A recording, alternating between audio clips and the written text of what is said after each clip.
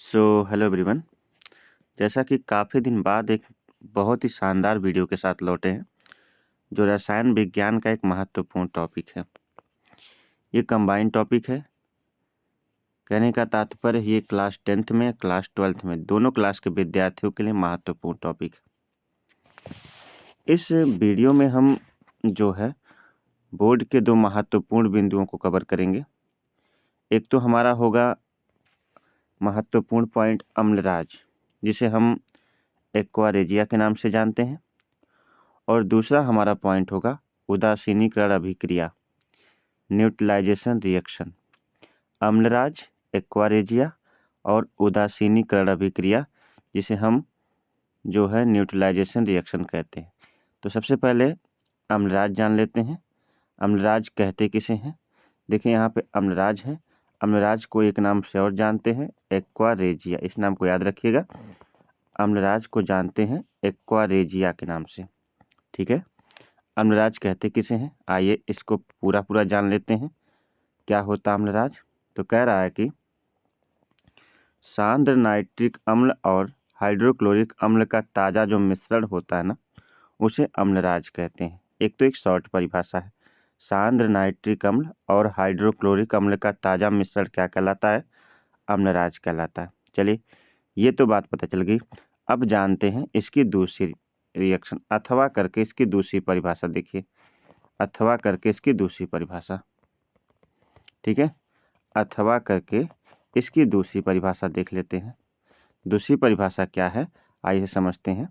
दूसरी परिभाषा है 1/HNO3, 1/HNO3 यानी 1 भाग नाइट्रिक अम्ल प्लस 3 भाग HCl। 1/HNO3 और 3 भाग HCl। कहने का तात्पर्य है कि 1 भाग सांद्र नाइट्रिक अम्ल और 3 भाग सांद्र हाइड्रोक्लोरिक अम्ल का ताज़ा तैयार जो मिश्रण होता है ना, उसे ही अम्लराज कहा जाता है। क्या कहा जाता है? अम्लराज। यानी 1 भाग सांद्र नाइट्रिक अम्ल और 3 भाग सांद्र हाइड्रोक्लोरिक अम्ल का जो बना हुआ ताज़ा मिश्रण होता है ना, उसे क्या कहते हैं? अम्लराज कहते हैं। अम्लराज को कुछ और भी नामों से जाना जाता है, उसको देख लीजिए आप। तो अम्लराज को और जिन नामों से जाना जाता है वो नाम है एक्वारेजिएज, या फिर नाइट्रो हाइड्रोक्लोरिक एसिड, या फिर इसे रॉयल वाटर भी कहते हैं। क्या कहते हैं? Royal water. इन्होंने कहा कि 1 भाग क्या होगा? 1 भाग होगा सांद्र नाइट्रिक अम्ल। चलिए हम रिएक्शन करके देख लेते हैं। हम लिखते हैं HNO3, ये कितना पार्ट है? 1 भाग है, प्लस 3H2O, 3H2O नहीं है, 3HCl है, 3HCl, यही ना है रिएक्शन में।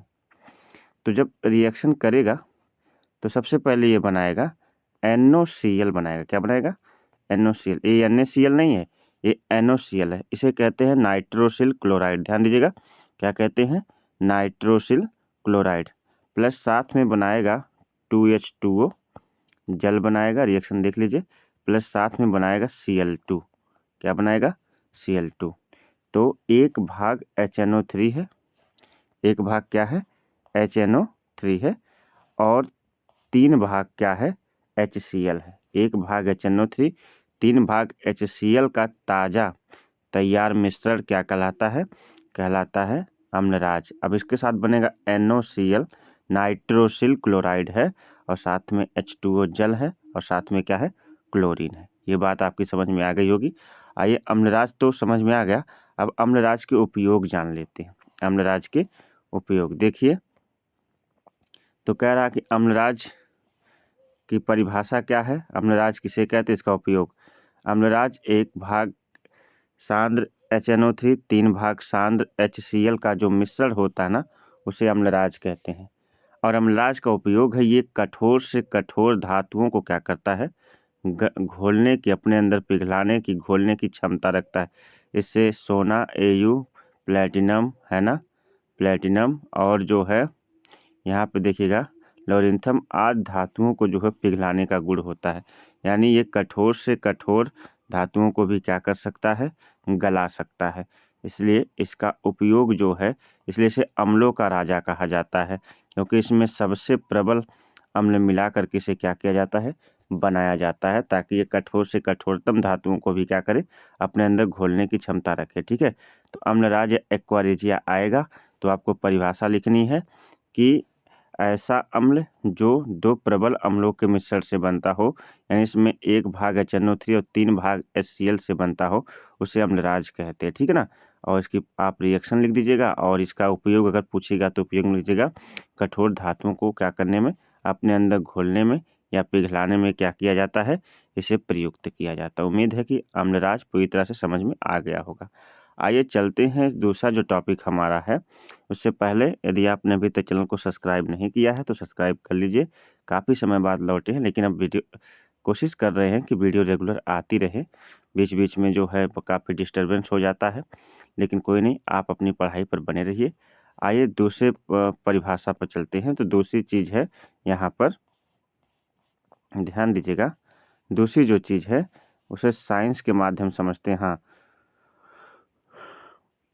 दूसरी जो परिभाषा है उसे कहते हैं उदासीनीकरण अभिक्रिया। क्या कहते हैं, उदासीनीकरण अभिक्रिया। उदासीनीकरण अभिक्रिया। अब ये उदासीनीकरण अभिक्रिया क्या कहलाती है, तो उदासीनीकरण अभिक्रिया कहते किसे हैं, तो कह रहा है कि जब अम्ल और क्षार के रासायनिक संयोग से लवण तथा जल बनता है ना, तो इस अभिक्रिया को उदासीनीकरण अभिक्रिया कहते हैं। जब अम्ल और क्षार के रासायनिक संयोग से लवण तथा जल बनता है तो इस अभिक्रिया को क्या कहते हैं, इस अभिक्रिया को कहा जाता है उदासीनीकरण अभिक्रिया। ठीक है ना भाई, अम्ल और क्षार के रासायनिक संयोग से क्या बनता है, लवण तथा जल बनता है ना, तो इस अभिक्रिया को कहते हैं उदासीनीकरण अभिक्रिया। आइए समझते हैं कैसे ये होगा।